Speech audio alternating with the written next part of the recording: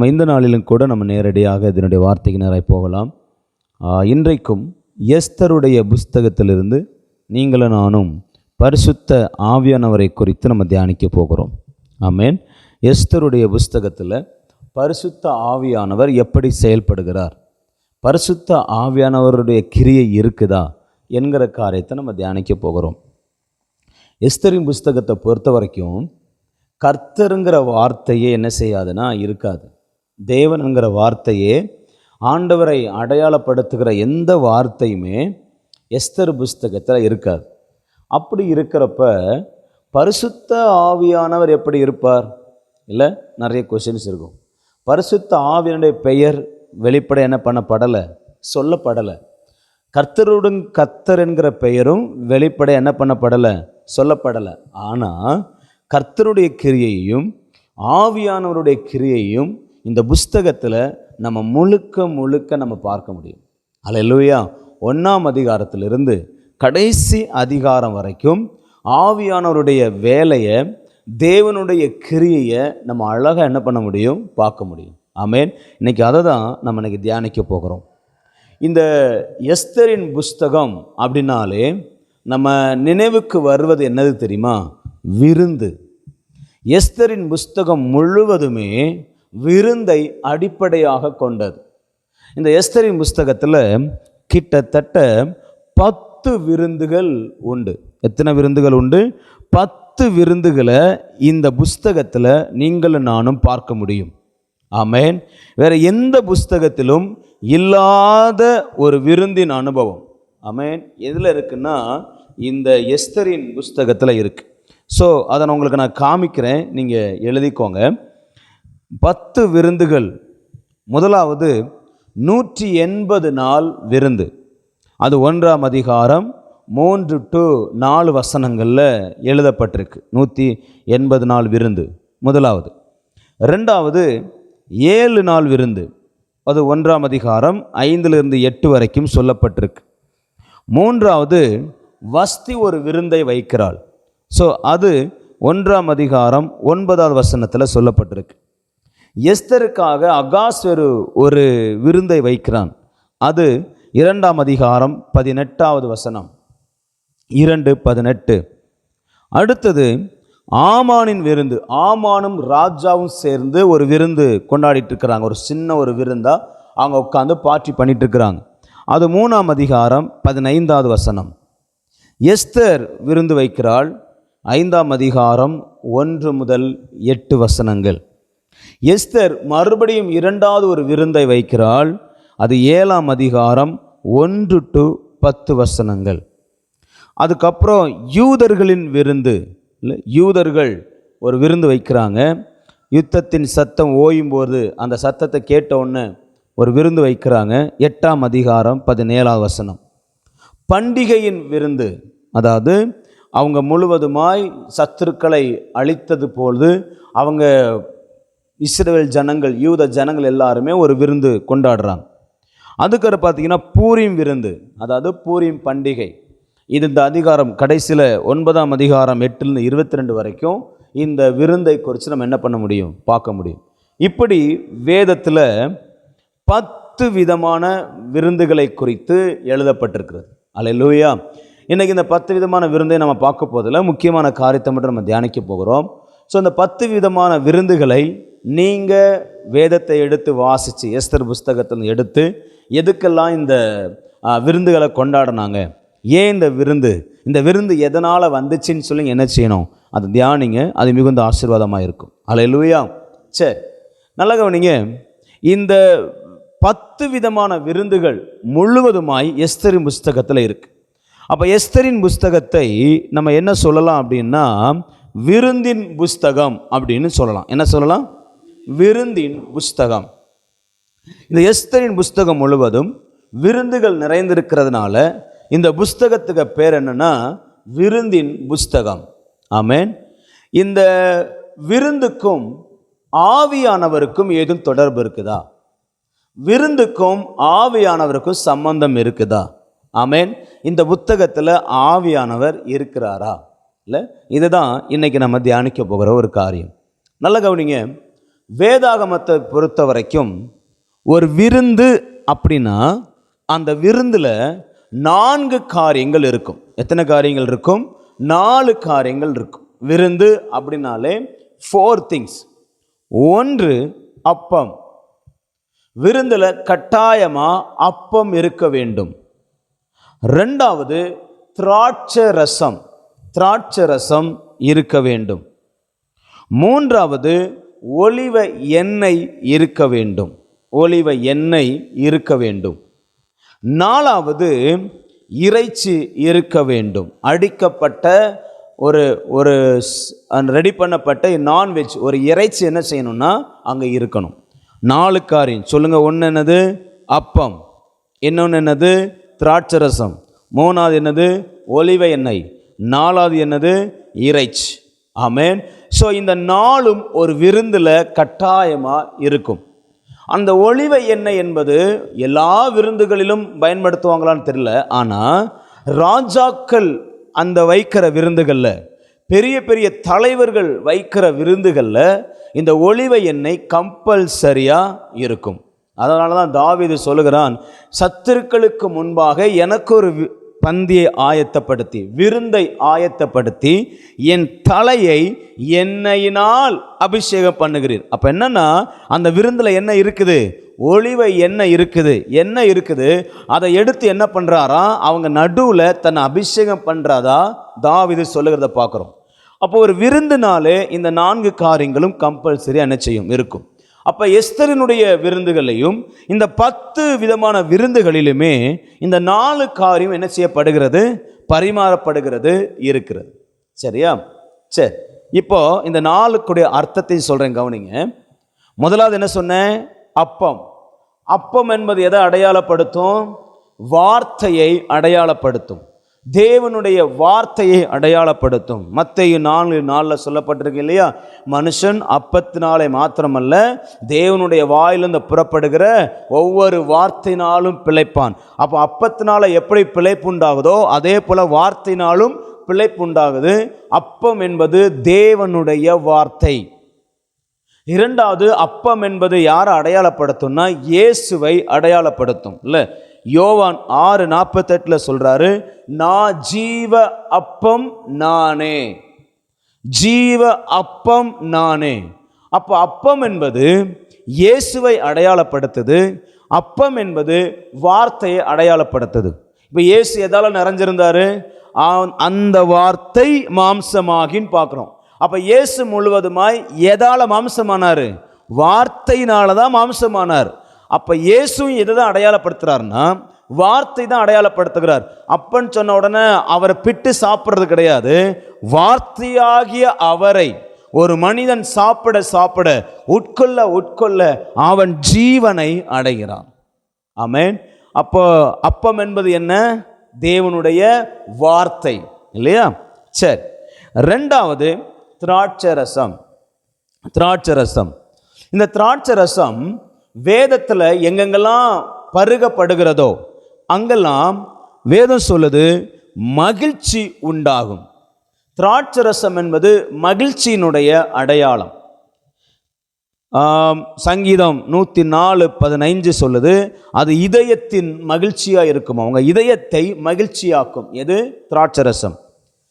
அதே மாதிரி பிரசங்கி 10:19 சொல்லுது, அது ஒரு மனுஷனை களிப்பாக்குகிறது, மகிழ்ச்சியை உண்டாக்குகிறது. அப்போ நல்லா கவனிங்க, திராட்சை ரசத்தை ஒரு மனுஷன் பருகிறதுனால அவன் மகிழ்ச்சி அடைகிறான், களிப்பாகிறான், அவனுடைய மனசோர்வு நீங்குது. பலவீனர்களுக்கு எதை கொடுங்க? திராட்சை ரசத்தை கொடுங்கன்னு சொல்லப்படுது. அப்போ அவன் பலவானாய் மாறுவதற்கு எது கொடுக்கப்படுதுன்னா திராட்சை ரசம் கொடுக்கப்படுது. அப்போ திராட்சை ரசத்தினால ஒரு மனுஷன் சந்தோஷப்படுறான், திராட்சை ரசத்தினால ஒரு மனுஷன் மகிழ்ச்சி அடைகிறான். அப்போ அந்த திராட்சை ரசம் என்பது என்ன அப்படின்னு கேட்டிங்கன்னா, உன்னத பாட்டின் புஸ்தகம் 1ஆம் அதிகாரம் 2வது வசனம், 1ஆம் அதிகாரம் 4வது வசனம், 2ஆம் அதிகாரம் 5வது வசனம், 4ஆம் அதிகாரம் 10வது வசனம். நான் மறுபடியும் சொல்கிறேன். உன்னத பாட்டு 1:2, 1:4, 2:5, 4:10 இந்த வசனங்களில் இந்த வசனங்கள்ல நேசத்தை, அதாவது திராட்சரசத்தை பார்க்கிலும் உம் நேசம் பெரியது. திராட்சை ரசத்தை பார்க்கிலும் உங்க நேசம் பெரியது. ஒரு வசனத்தை வாசிப்போம். உன்னத பாட்டின் புஸ்தகம் விடுங்க, 1ஆம் அதிகாரம் 2ஆம் வசனத்தை வாசிக்கலாமா? அவர் தமது வாயின் முத்தங்களால் என்னை முத்தமிடுவாராக, உமது நேசம் திராட்சை ரசத்தை பார்க்கிலும் இன்பமானது. ஆமென். அதே 1ஆம் அதிகாரத்தில் 4ஆம் வசனத்துக்கு வாங்க. என்னை இழுத்துக்கொள்ளும், உமக்கு பின்னே ஓடி வருவோம். ராஜா என்னை தமது அறைகளில் அழைத்து கொண்டு வந்தார். நாங்கள் உமக்கு கலிகூர்ந்து மகிழ்வோம். திராட்சை ரசத்தை பார்க்கிலும் உமது நேசத்தை நினைப்போம். உத்தமர்கள் உம்மை நேசிப்பார்கள். அப்போ திராட்சரசத்தை பார்க்கலும் எது பெருசுனா நேசம்.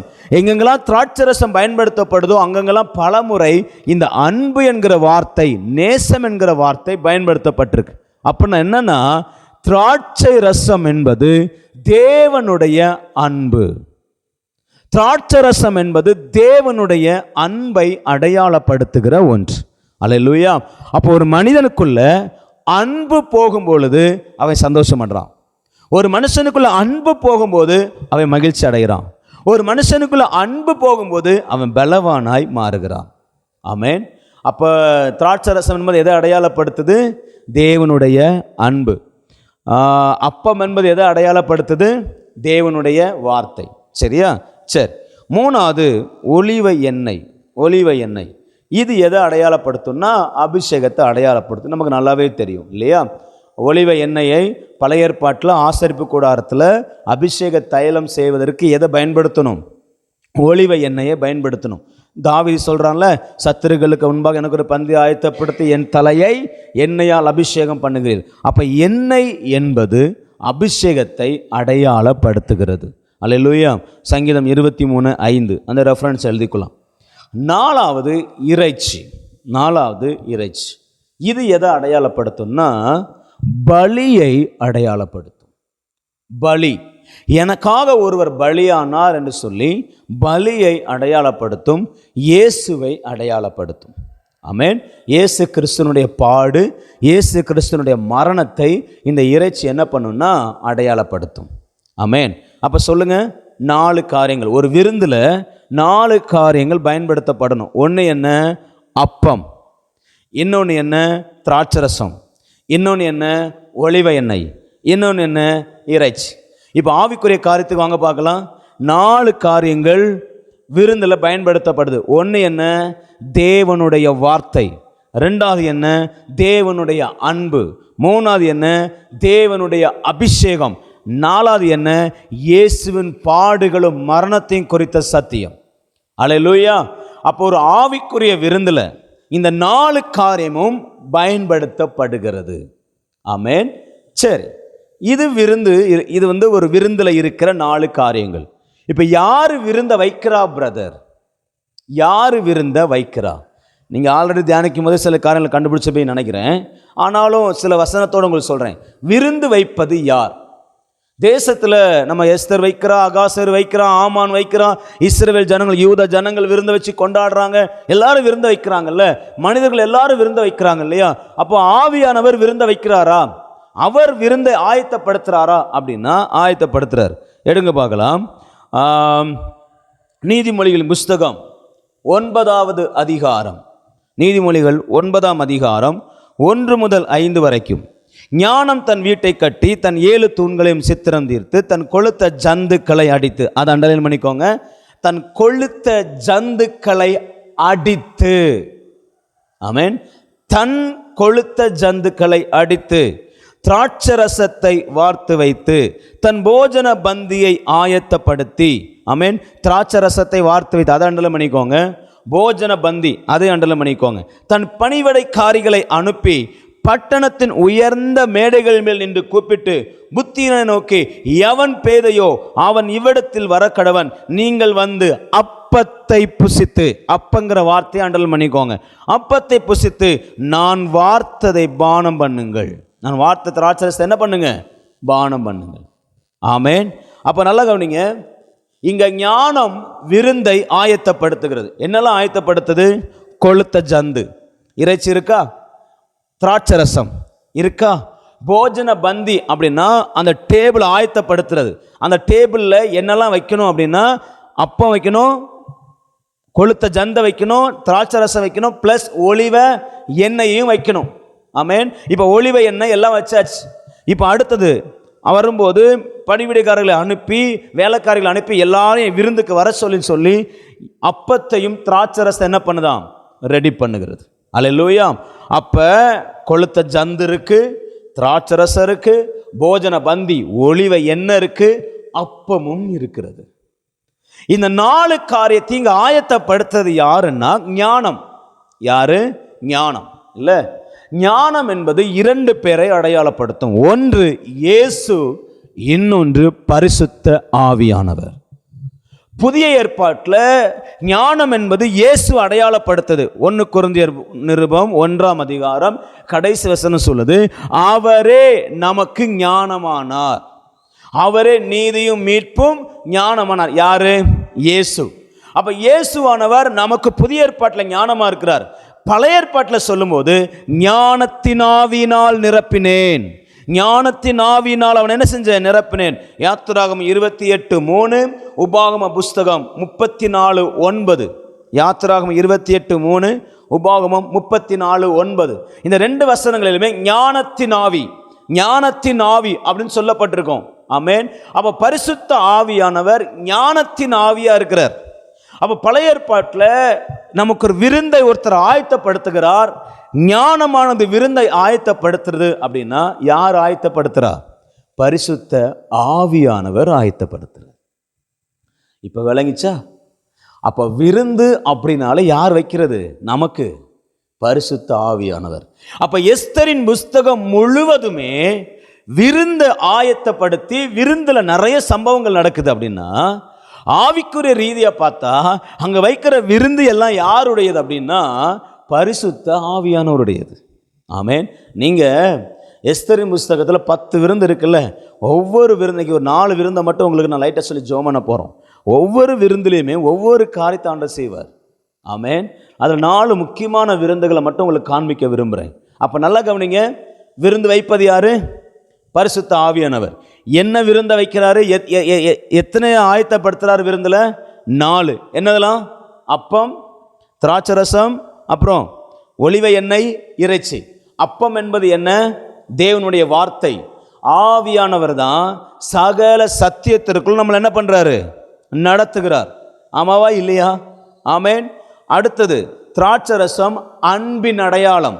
வசனம் சொல்லுது, ரோமர் 8ஆம் அதிகாரம் ரோமர் 5:5 சொல்லுது, நமக்கு அருளப்பட்ட பரிசுத்த ஆவியினாலே தேவ அன்பு நமக்கு என்ன பண்ணப்பட்டிருக்கான்? ஊற்றப்பட்டிருக்கிறது. அப்ப திராட்சை ரசத்தை நமக்கு ஊத்தி கொடுக்கிறது யாரு? நமக்குள்ள ஊத்துறது யாரு? பரிசுத்த ஆவியானவர்.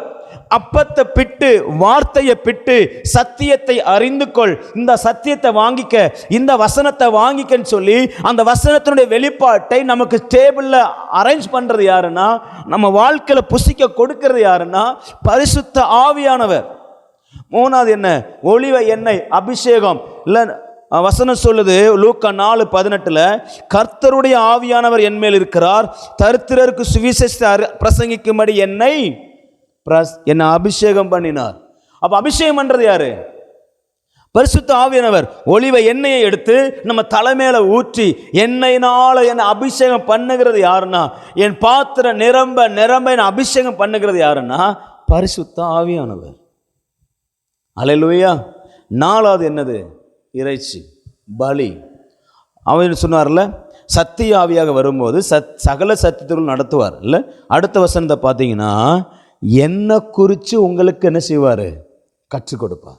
என்ன கற்றுக் கொடுப்பார் அப்படின்னா, உனக்காக அவர் பலியானார், உனக்காக அவர் பாடுபட்டார், உனக்காக ரத்தம் சிந்தினார், உனக்காக முள்முடி ஏற்றார்னு சொல்லி இயேசு கிறிஸ்துவினுடைய பாடுகளையும் அவருடைய மரணத்துக்குள்ளேயும் நம்மளை நடத்தி கொண்டு போகிறது யாருன்னா பரிசுத்த ஆவியானவர். அப்போ சொல்லுங்க, வார்த்தையை கொடுக்கிறது யாரு? ஆவியானவர். இல்லை, நம்மளுக்கு திராட்சரசத்தையும் கொடுக்கிறது யாரு? ஆவியானவர். அன்பை கொடுக்கிறது ஆவியானவர். நம்மளை அபிஷேகம் பண்ணுகிறதும் ஆவியானவர். இல்லை? அடுத்தது பலி, இயேசு கிறிஸ்துங்கிற பலியை குறித்து நமக்கு கொடுக்கிறதும் யார்? பரிசுத்த ஆவியானவர். ஆமென். அப்போ விருந்தை ஆயத்தப்படுத்தி விருந்தை நமக்கு வைக்கிறவர் யார் அப்படின்னா பரிசுத்த ஆவியானவர். எத்தனை பேருக்கு விளங்கிச்சு இது வரைக்கும்? ஆமென். இந்த விருந்தை விளக்குறதுக்கு தான் இவ்வளோ கற்றுக் கொடுக்க வேண்டியிருக்குது. ஹல்லேலூயா. அப்போ இன்றைக்கு ஆவியானவர் உங்களுக்காக எனக்காக விருந்தை ஆயத்தப்படுத்துகிறார். விருந்தை ஆயத்தப்படுத்துகிறார். எத்தனை பேர் ஆமென்னு சொல்கிறீங்க? உன்னத பாட்டு புஸ்தகத்தில் ஒரு வசனம் எல்லாம் சேர்ந்து வாசிக்கலாம்னு நினைக்கிறேன். 2ஆம் அதிகாரம் 4வது வசனம். என்னை விருந்து சாலைக்கு அழைத்து கொண்டு போனார், என்மேல் பரந்த அவருடைய கொடி நேசமே. 5ஆம் வசனத்தில் வரும்போது, திராட்சை ரசத்தால் என்னை தேற்றுங்கள், கிச்சிலி பழங்களால் என்னை ஆற்றுங்கள், நான் நேசத்தால் சோகம் அடைந்திருக்கிறேன். அவர் இடதுகை என் தலையின் மேல் இருக்கிறது, அவர் வலதுகை என்னை அணைத்து கொள்ளுகிறது. ஆமென். இன்னைக்கு அவர் நம்ம மேலே வச்சிருக்கிற அன்புனால, அவர் நம்ம மேலே வச்சிருக்கிற அந்த பாசத்தினால நம்மளை எங்கே அழைத்து கொண்டு போகிறாரா? விருந்து சாலைக்கு அழைத்து கொண்டு போகிறாராம். அந்த விருந்து சாலைக்கு அழைத்து கொண்டு போகிற அந்த அனுபவத்தை பார்க்கும்போது அவருடைய அன்பினுடைய மகிமையை என்னால் என்ன பண்ண முடியல, புரிந்து கொள்ள முடியல. அவருடைய அன்பு என் மேலே அளவில்லாமல் ஊற்றப்படுது. அந்த அன்புனாலே நான் என்ன ஆகிறேன் தெரியுமா? சோர்ந்து போகிறேன். அந்த அன்புனாலே நான் பலவீனப்படுறேன். அந்த அன்பை நினச்சி அந்த அன்பை அனுபவிச்சு என்ன ஆயிடுறேன்னா நான் டயர்ட் ஆயிடுறேன். ஆமென். இன்னைக்கு பரிசுத்த ஆவியானவர் நம்ம மேலே வச்சிருக்கிற அன்பின் அடையாளம் என்னன்னா, நம்மை விருந்து சாலைக்கு அழைத்து கொண்டு போகிறார். ஹல்லேலூயா. இன்னைக்கு பரிசுத்த ஆவியானவர் நமக்கு விருந்தை வைக்கிறார். இதுதான் டாபிக். நமக்கு ஒரு விருந்தை ஆயத்தப்படுத்துகிறார். ஹல்லேலூயா. ஒரு நிமிஷம் கண்களை மூடி எனக்காக விருந்தை ஆயத்தப்படுத்துகிறவர் ஒருவர் உண்டு. எனக்காக விருந்தை ஆயத்தப்படுத்துகிறவர் ஒருவர் உண்டு. எத்தனை பேர் விசுவாசிக்கிறீங்க? நல்ல ஸ்தோத்திரம் பண்ணுங்க. எனக்காக விருந்தை ஆயத்தப்படுத்துகிறவர். நான் எந்த நிலையில் இருந்தாலும், நான் யாராக இருந்தாலும், நான் எப்படிப்பட்ட சூழ்நிலை இருந்தாலும் எனக்கு ஒரு விருந்தை அவர் ஆயத்தப்படுத்துகிறார். எனக்கு ஒரு விருந்து. இந்த உலகம் நமக்கு விருந்துக்கு நம்மளை அழைக்காமல் போகலாம். இந்த உலகம் நம்மளை விருந்த அசட்டை பண்ணலாம். இந்த உலகம் நம்ம விருந்துக்கு கூப்பிடாமல் நம்மளை என்ன சொல்கிறான், தள்ளி விடலாம். எதுலேயும் எங்களை சேர்த்துக்க மாட்டாங்க பிரதர். ஆனால் ஆண்டவர் சொல்கிறாரு, நான் உனக்கு ஒரு விருந்து வச்சுருக்கிறேன். என் விருந்து சாலையில் நீ தான் விஐபி. என் விருந்தில், என் டேபிளில் நீ தான் விஐபி. நான் உனக்கு எல்லாத்தையும் ப்ரிப்பேர் பண்ணி நான் உன்னை அழைத்து கொண்டு வந்திருக்கிறேன். என் கூட நீ விருந்து உண்டு, என் கூட நீ சாப்பிட்டு, என் கூட நீ சந்தோஷமாக இரு. அது போதும். இந்த உலகத்தில் இருக்கிற விருந்தை நீ எதிர்பார்க்காத. ஆவியானவர் உன் கூட இருக்கிறார். ஆவியானவர் உனக்காக ஒரு விருந்து ஆயத்தப்படுத்துவார். ஒன்று தெளிவாக விளங்கிக்கலாம். எனக்கு சத்துருக்கள் பெருக பெருக, எனக்கு எதிரிகள் பெருக பெருக என்னுடைய விருந்தும் பெருசாயிட்டே போகும், என் பந்தியும் பெருசாயிட்டே போகும், என் டேபிளும் பெருசாயிட்டே போகும். எதுக்கு தெரியுமா?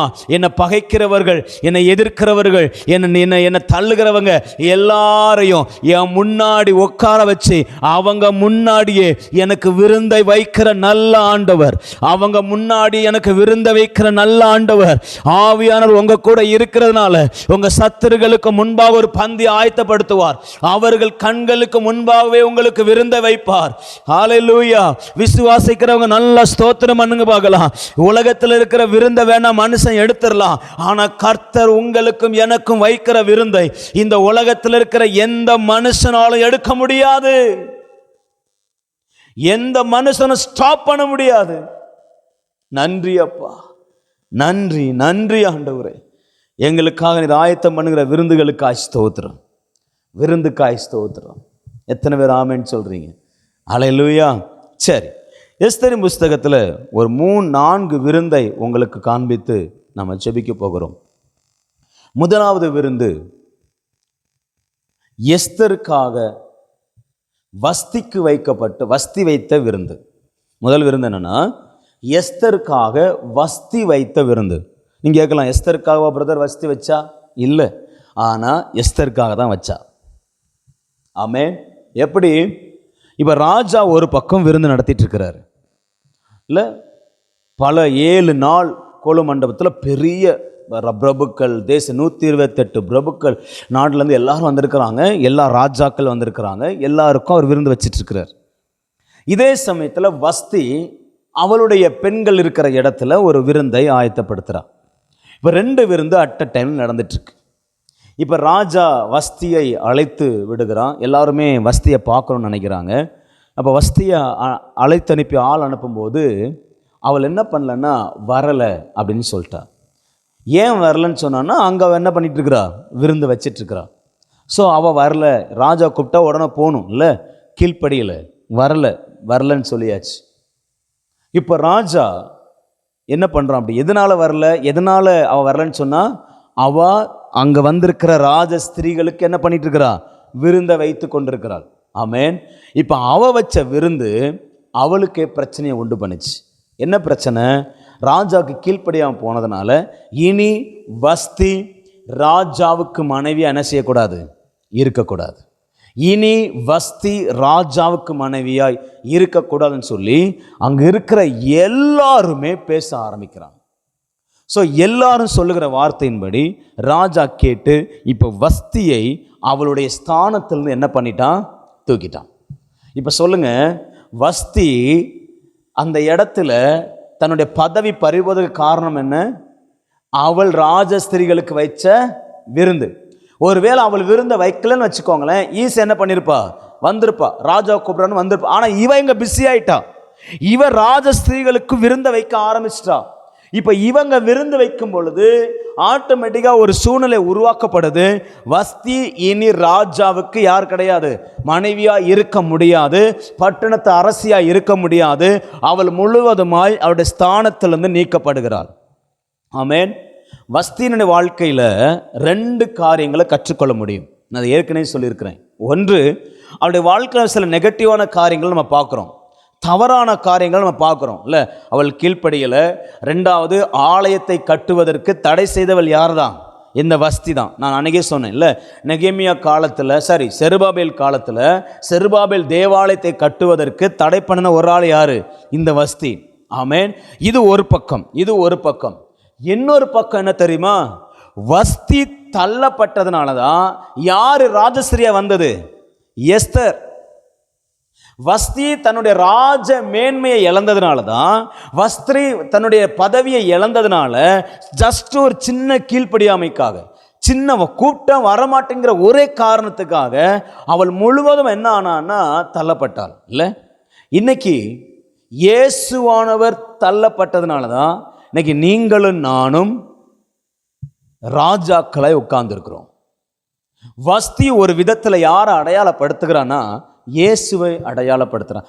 அவ கீழ்ப்படியாதனால தள்ளப்பட்டா, ஆனால் இயேசு கீழ்ப்படியாதனால அல்ல, அவர் கீழ்ப்படிந்ததுனால அவர் என்ன பண்ணப்பட்டார், தள்ளப்பட்டார். ஆமேன்.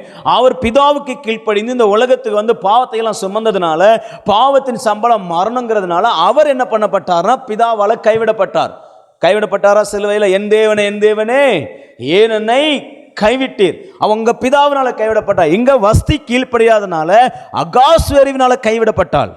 ஆமேன். அப்போ வஸ்தி தள்ளப்பட்டு இன்னைக்கு நீங்களும் நானும் உயர்த்தப்பட்டிருக்கிறோம். இது ஒரு பெரிய சத்தியம். நீங்கள் அந்த அதிகாரம் முழுவதும் வாசிங்க, 1ஆம் அதிகாரம் முழுவதும் வாசிங்க. நிறைய காரியங்கள் இயேசுவை அடையாளப்படுத்தும். ஆமேன். அப்போ இந்த இடத்துல விருந்து, வஸ்தி வைத்த விருந்து எஸ்தருக்கு மேன்மையாய் மாறினது. ஆமேன். இன்னைக்கு சொல்றேன், பரிசுத்த ஆவியானவர் உங்களுக்காக எனக்காக ஒரு விருந்தை ஆயத்தப்படுத்துகிறார்.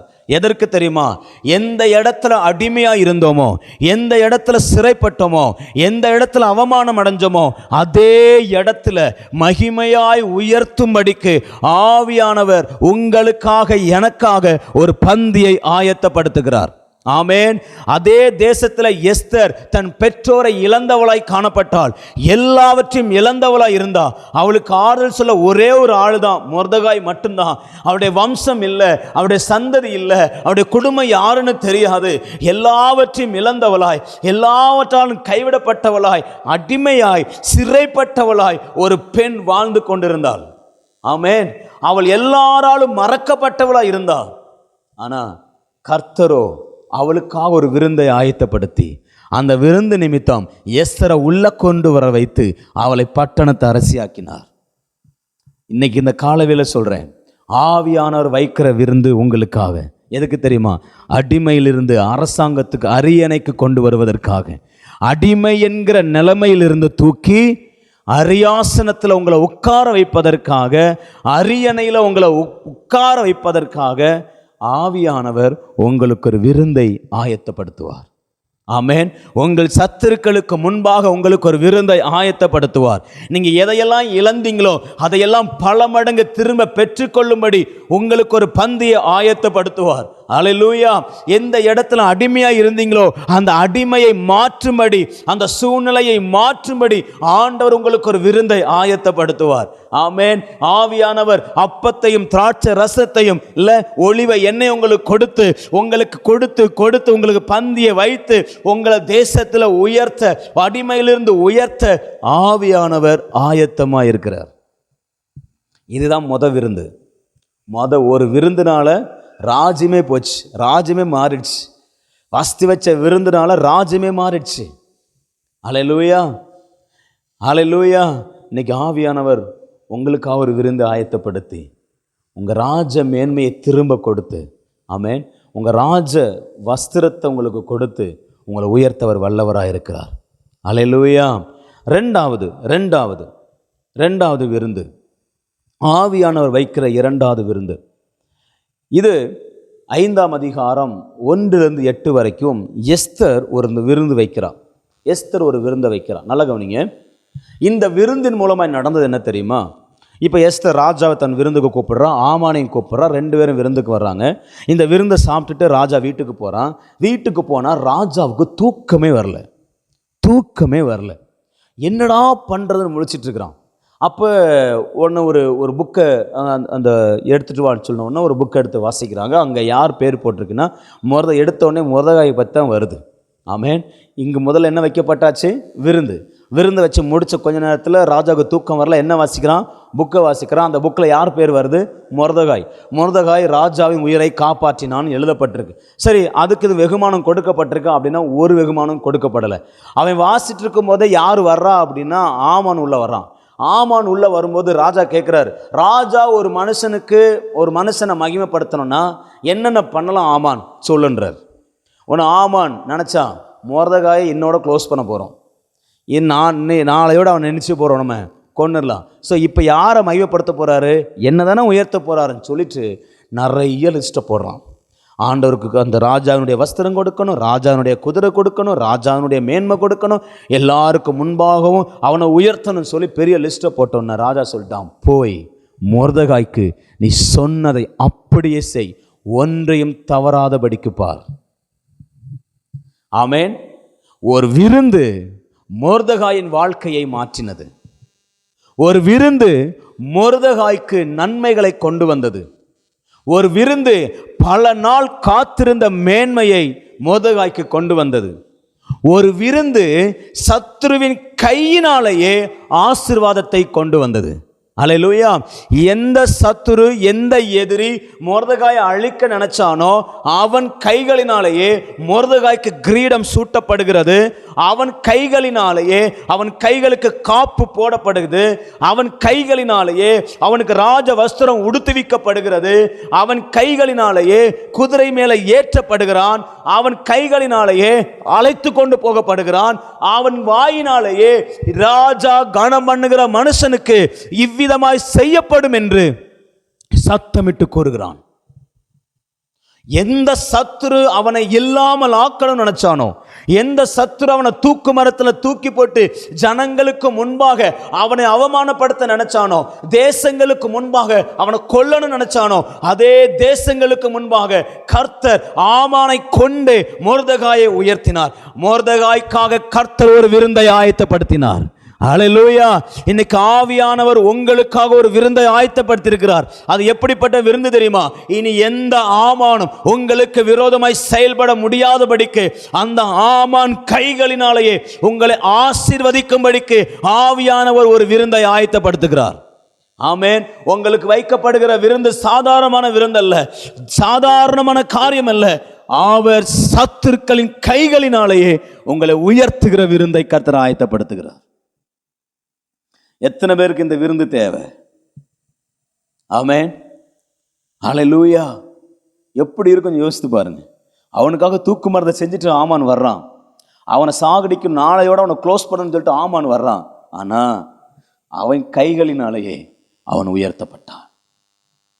இன்னைக்கு அப்படிப்பட்ட விருந்து தான் உங்களுக்கு. உங்களுக்கு விரோதமாக எத்தனை ஆமான்கள் இருக்கிறாங்கன்னு எனக்கு தெரியாது. ஆனா அத்தனை ஆமான்கள் மூலமாய் உங்களை ஆசீர்வதிக்கிற நாட்கள் வருகிறது.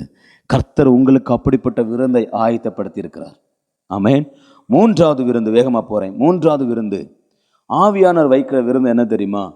எஸ்தர் இரண்டாவது விருந்தை வைத்தாள். எஸ்தர் இரண்டாவது விருந்து வைக்கும்போது என்ன நடந்துச்சு? ஆமான் கொல்லப்பட்டான். ஆமான் கொல்லப்பட்டான். ரெண்டாவது நாள் விருந்து கூப்பிடுறா. ராஜா ஆமானும் போயிருக்காங்க. அவர் ராஜா கேட்குறான், உனக்கு என்ன வேண்டும் கேள், உன் ராஜ்யத்தின் பாதை கேட்டாலும் உனக்கு தர்றேன். ராஜா, எனக்கு அதெல்லாம் தேவையில்ல ராஜா. எங்கள் சந்ததியை ஒருத்தன் அழிக்க நினைக்கிறான், எங்கள் சந்ததியை ஒருத்தன் கொல்ல நினைக்கிறான். அவன் யாரு? அவன் வேற யாரும் இல்லை, துஷ்ட ஆமான். இந்த சத்துருவாகிய துஷ்ட ஆமான் சொன்ன உடனே ராஜாவுக்கு பயங்கர கோபம். எந்த இடத்துல விருந்து வைக்கப்படுதோ அதே இடத்துலயே சட்டத்தை போடுறான். ஆமானை என்ன செய்யுங்க, கொல்ல கொண்டு போங்க. உடனே ஒருத்தர் சொல்றான், அவன் மொர்தெகாய்க்காக நேற்றுக்கு ஒரு தூக்கு மரத்தை என்ன பண்ணியிருந்தான், அதுலேயே அவனை என்ன பண்ணுங்க, தூக்கி போடுங்க.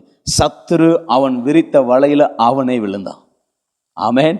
சத்துரு அவன் விரித்த வலையில அவனையே விழ வச்சார். நான் சொல்றேன், இன்னைக்கு ஆண்டவர் உங்களுக்கு வைக்கிற விருந்து எப்படிப்பட்ட விருந்து தெரியுமா? உங்க சத்துரு அவன் வலையிலே விழுவான். அவன் வலையில நம்ம விழ மாட்டோம், அவன் பிரச்சனை நம்ம விழ மாட்டோம்.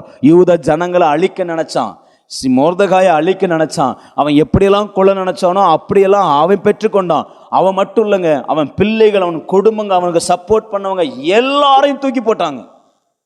எல்லாரையும். இனி மொர்தெகாய்க்கும் இனி எஸ்தருக்கும் எந்த சத்துரும் இருக்கக்கூடாதுன்னு சொல்லி சத்துருக்களை முழுவதும் அழித்து போட்டார்கள். மூன்றாவது விருந்தில் சத்துருவானவன் அழிக்கப்பட்டான்.